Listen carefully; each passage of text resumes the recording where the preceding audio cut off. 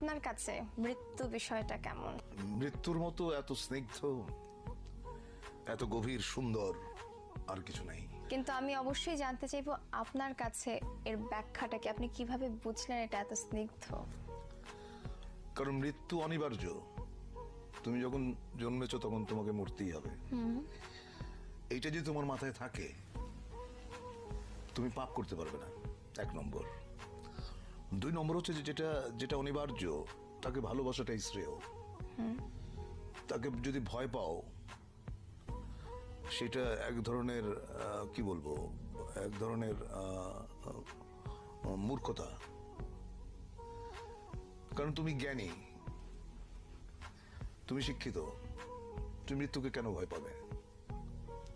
মৃত্যুকে আলিঙ্গন করো, গ্রহণ করো, বরণ করে নাও,